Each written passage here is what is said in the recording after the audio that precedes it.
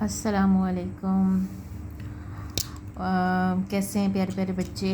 امید کرتی ہوں کہ بچے جو ہیں وہ بہت اچھے اس میں ہوں گے، طبیعت میں، حال چال میں اور اپنے ایمان کی بہترین حالت میں ہوں گے۔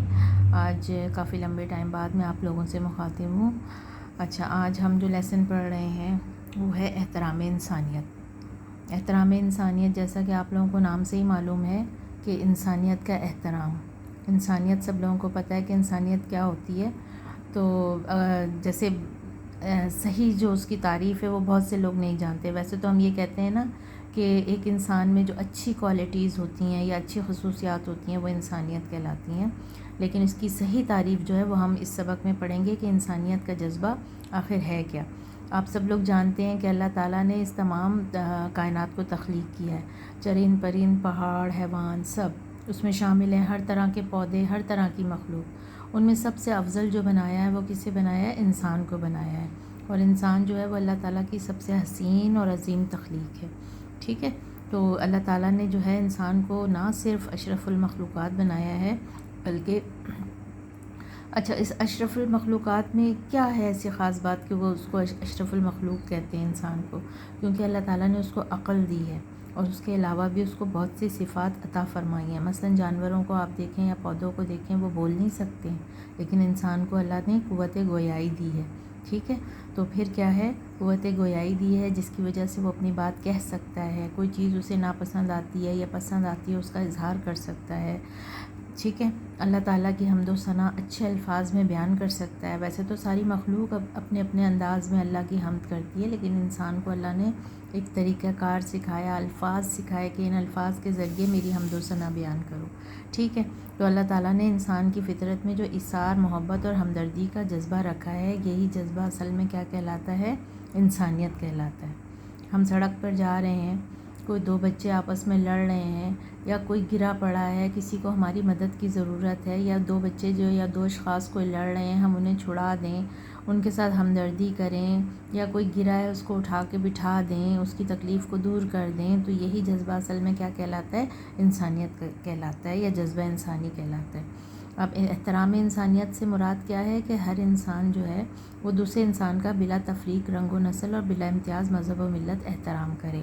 یعنی کیسا ہے؟ آپ نے دیکھا کہ سب سے پہلے ہم اگر ورلڈ وائڈ اس کی مثال لیتے ہیں تو کیا ہوتا ہے کہ بہت سے جو اس دنیا کا جو ہمارا نقشہ ہے اس میں بہت سے ملک ہیں۔ ٹھیک ہے، بہت سے ملک ہیں، اس میں مختلف اقسام کے لوگ رہتے ہیں کہ کوئی لوگ جو ہوتے ہیں وہ کس رنگت کے ہیں، کوئی کس رنگت کے اور کوئی کس رنگت کے، کسی کی زبان کیا ہے، کسی کا مذہب کیا ہے، لیکن وہ سب کیا ہیں؟ انسان ہیں۔ تو انسان ہونے کے ناطے ہمیں ان میں کیا کرنا ہے؟ فرق نہیں کرنا کہ اگر یہ کالا ہے تو یہ مجھ سے نیچے ہوگا، اور اگر یہ گورا ہے تو یہ اوپر ہوگا، یہ نہیں ہے۔ صحیح ہے، انسان کیا کرے؟ ان سب چیزوں سے بالا تر ہو کر ایک دوسرے کا احترام اور محبت کرے، اور بنیادی حقوق کے اعتبار سے ظاہر ہے تمام انسان برابر ہیں۔ اور پھر اس کے بعد پھر مذہب کی اگر بات ہے تو دین اسلام جو ہے وہ کیا ہے؟ امن و سلامتی کا علم بردار ہے۔ علم بردار کہتے ہیں یعنی کیا پیغام دیتا ہے دنیا کو؟ کہ امن ہونا چاہیے، سلامتی ہونی چاہیے، اور اس دین میں یہی سب کچھ ہے۔ اسی لیے یہ ہمیں پھر اور کیا درس دیتا ہے؟ احترام انسانیت کی تعلیم بھی دیتا ہے۔ اور پھر کیا؟ قرآن مجید پھر ہمیں کیا کہتا ہے؟ ہدایت کا سرچشمہ ہے، یعنی ہمیں کہاں سے ہدایت ملے گی؟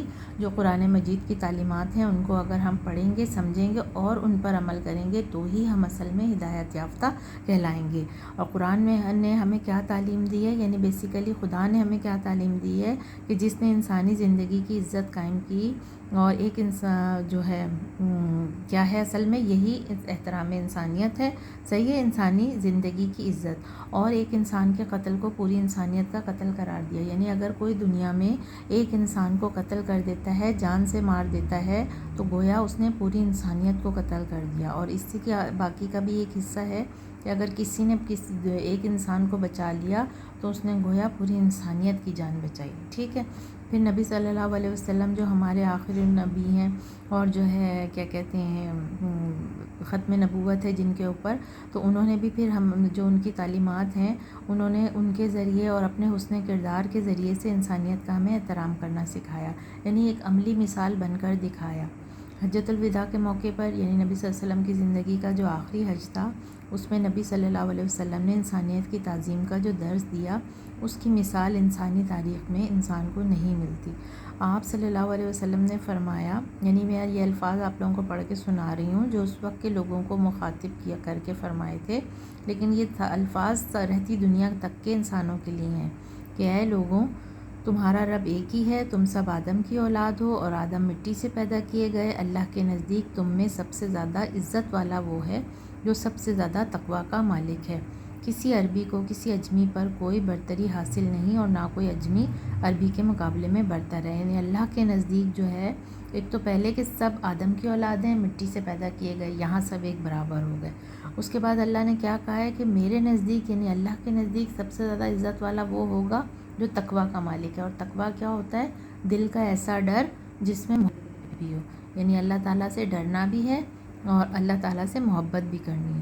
اور کوئی عربی کو اجمی پر، اجمی کون ہوتا ہے؟ غیر عربی، تو نہ عربی کو اجمی پر کوئی برتری حاصل ہے اور نہ کوئی اجمی عربی کے مقابلے میں برتر ہے۔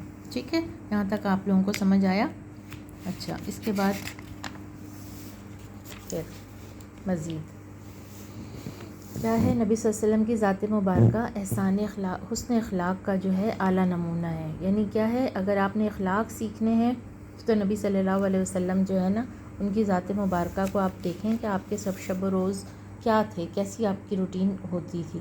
تو آپ نے کبھی کسی کا دل نہیں دکھایا اور کسی کی مدد کرنے میں کبھی کافر و مشرک اور مسلمان میں امتیاز نہیں برتا۔ آپ صلی اللہ علیہ وسلم نے ہر ایک کی مدد فرمائی۔ آپ صلی اللہ علیہ وسلم احترام انسانیت کا پیکر عظیم ہے۔ ٹھیک ہے، اسی طرح ایک واقعہ ہے کہ نبی صلی اللہ علیہ وسلم جو ہے وہ تبلیغ اسلام کے لیے ایک شہر طائف میں گئے۔ ان کے ہمراہ کون تھے؟ حضرت زید بن حارثہ آپ کے ہمراہ تشریف فرما تھے۔ تو کیا ہوا؟ وہاں جا کے جیسے ہی آپ نے ان کو جو ہے اللہ کا پیغام دیا کہ اللہ ایک ہے، اس کے سوا کوئی عبادت کے لائق نہیں، تو ان لوگوں نے کیا کیا؟ آپ شہر کے جتنے بھی آوارہ لڑکے تھے ان کو آپ کے پیچھے لگا دیا، جنہوں نے پتھروں کی بارش شروع کر دی آپ پہ، یعنی پتھر مارنے شروع کر دیے اور اتنے مارے کہ نبی صلی اللہ علیہ وسلم کو لہو لہان کر دیا۔ کتنا دیکھیں تکلیف دہ منظر ہوگا یہ، لہو لہان کر دینا۔ نبی صلی اللہ علیہ وسلم کے جوتے خون سے بھر گئے کہ آپ صلی اللہ علیہ وسلم رحمت عالم ہے، لہٰذا آپ نے احترام انسانیت کی عظیم مثال قائم کرتے ہوئے انہیں معاف کر دیا۔ ٹھیک ہے، یہاں تک سب بچوں کو سمجھ میں آ گیا؟